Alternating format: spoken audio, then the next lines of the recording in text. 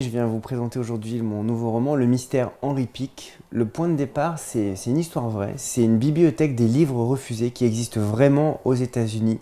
Une bibliothèque un peu particulière où tous les gens qui ont des manuscrits, qui n'arrivent pas à trouver d'éditeur, tous les orphelins de l'édition peuvent aller déposer leurs manuscrits dans cette bibliothèque.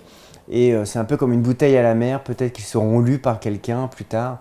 Et j'ai imaginé la version bretonne, la version française de cette bibliothèque.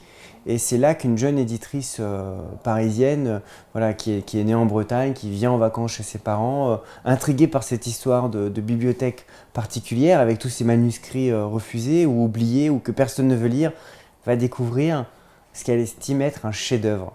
Les dernières heures d'une histoire d'amour, c'est le titre du roman écrit par un certain Henri Pic.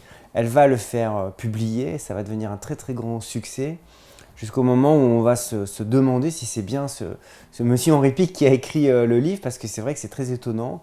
Il est mort 2 ans auparavant la découverte de ce manuscrit. C'était quelqu'un qui était pizzaiolo. Il n'avait jamais écrit selon ses proches dans sa vie. Il n'aimait même pas spécialement lire. Et donc c'est vrai que auréolé de cette personnalité un peu étrange, un peu mystérieuse, le succès du livre va aussi être lié à ça, au mystère autour de cet homme-là, jusqu'au moment où on va se demander si c'est vraiment lui qui l'a écrit.